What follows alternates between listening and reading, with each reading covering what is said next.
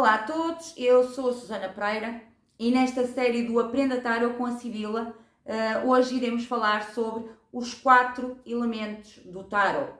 É importante para todos aqueles que de facto querem aprender, estudar Tarot, numa primeira fase, entenderem, conhecerem o significado esotérico de cada um desses elementos que compõem os 4 naipes dos arcanos menores. Estamos aqui a falar de 56 lâminas, 56 cartas, divididas por 4 elementos e, portanto, antes de avançarmos para o estudo específico de cada uma dessas energias, dessas lâminas, é importante termos um entendimento do significado de cada um desses elementos. Em qualquer texto esotérico que vocês possam aceder, seja sobre astrologia, seja sobre tarot ou qualquer outro, irão sempre encontrar alguma referência a um dos 4, ou pelo menos um dos 4 elementos, se não aos 4 elementos em si. E quais são esses elementos? Estamos a falar do elemento fogo, do elemento ar, do elemento terra e do elemento água, que correspondem então, como referi no início, aos 4 naipes dos arcanos menores, ou seja, ao naipe de paus, ao naipe de espadas, ao naipe de ouros ou pentáculos e ao naipe de copas. Mas antes de avançarmos para um entendimento do significado esotérico de cada um desses elementos, é importante, numa primeira instância, entendermos quais são as conexões históricas que nos trouxeram então este simbolismo, o significado de cada um destes elementos. E para isso, nós precisamos de voltar lá para trás para a Antiguidade, muito antes da criação das sociedades secretas, para entendermos então a origem do significado de cada um deles.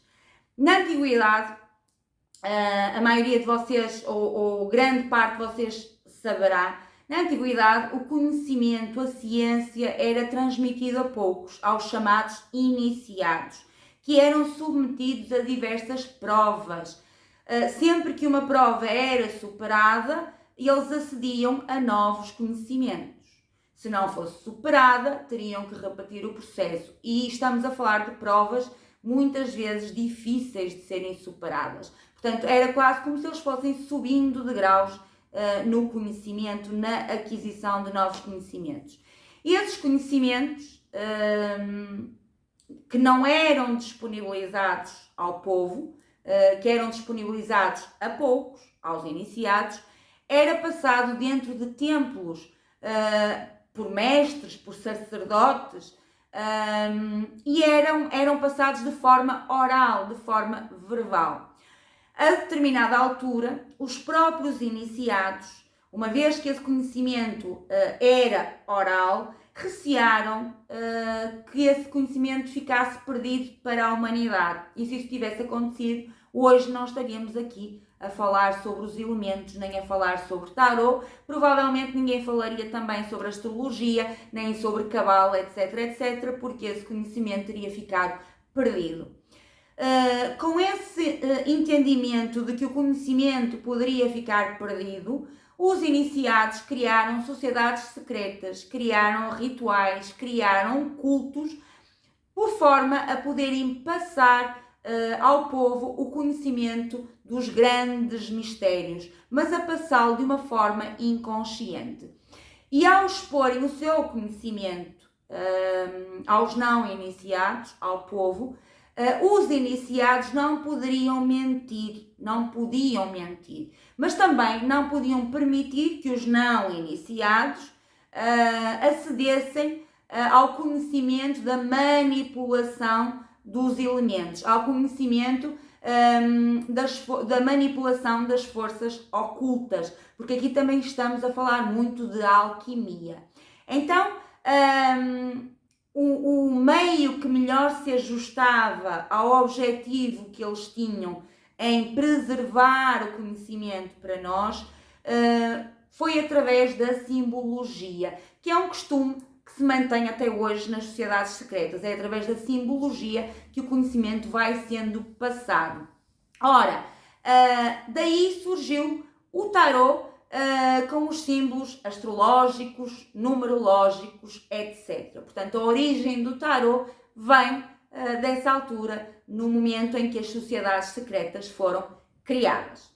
Assim, desde há milhares de anos, que as lendas, os mitos, os símbolos, os anagramas foram utilizados pelos sacerdotes ou por membros de ordens esotéricas como último recurso para preservar o conhecimento que no ocultismo é designado por grande arcanum ou doutrina secreta. O primeiro registro sobre o tarot data de 1377, portanto século XIV, e foi encontrado na correspondência de um monge suíço, em que ele refere, até com muita surpresa, a existência de um jogo de cartas, na altura não era chamado tarot, o qual indicava, através das figuras representativas, não é, dessas cartas, o estado atual do mundo, conforme o mundo estava e se apresentava naquela altura. Os símbolos tradicionais dos naipes são 4 ferramentas que, pela sua natureza, relacionam-se a diferentes ações humanas, além das emoções e dos temperamentos associados a elas. Essa divisão em 4 temperamentos ficou associada aos 4 humores, a chamada teoria do humorismo, muito comum no estudo da anatomia humana e da psicologia humana, e que esteve vigente pelo menos até ao final do século XIX. Platão, baseado na teoria dos 4 temperamentos, postulou que existiam também 4 qualidades radicais: o quente, o frio, o seco e o úmido. Acreditava-se que cada elemento possuía 2 qualidades, sendo que um elemento partilhava uma dessas qualidades com um outro elemento. A qualidade que era partilhada permitia que um elemento se transformasse no outro, e essa teoria constituía a base da crença alquímica da transmutação. Os médicos da antiguidade acreditavam que essas qualidades elementais existiam em equilíbrio num corpo saudável e que os humores aumentavam ou diminuíam no corpo dependendo do tipo de alimentação, assim como do tipo de atividade de cada um. Nessa teoria, acreditava-se que o excesso de um humor acumulado no corpo de um indivíduo poderia levar ao aparecimento de doenças. A teoria dos humores foi muito popular durante séculos e no período do Renascimento era já considerada como uma ciência. Utilizavam-se determinados tipos de alimentos, ervas, para manter o equilíbrio dos humores, assim como outras técnicas, como por exemplo as sangrias. A teoria dos 4 humores tornou-se a teoria dominante para explicar a psicologia humana.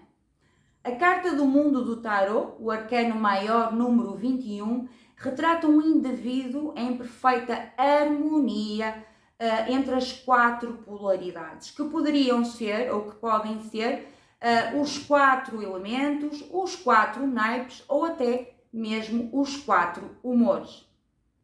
E o que seriam esses 4 elementos? Seria o melancólico, associado ao elemento terra, seria o fleumático, associado ao elemento água, seria o sanguíneo, associado ao elemento ar, e por último o colérico, associado ao elemento fogo. Mas sobre estes 4 humores falaremos em detalhe num próximo vídeo. No século XVIII, o ocultista e alquimista francês Aliette, sob o pseudónimo de Etel, que se repararem,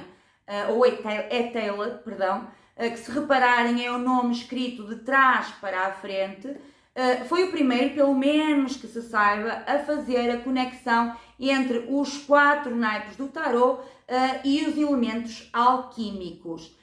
Inclusivamente, e a título de curiosidade, foi Etel que popularizou o tarot como adivinhação individual e fê-lo para, obviamente, fins comerciais.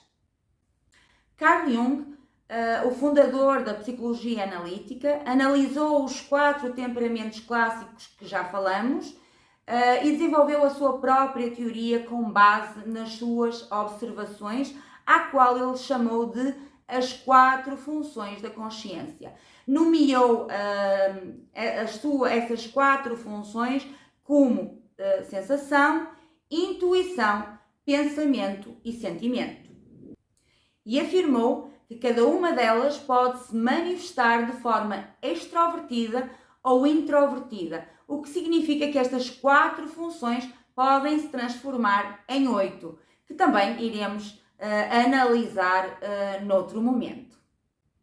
Assim, no início do século XX, a psicologia influenciou a elaboração de novas variações do antigo oráculo e com os novos conhecimentos divulgados por Jung, os pesquisadores, os terapeutas passaram a adotar uma postura mais científica em relação ao simbolismo do tarot.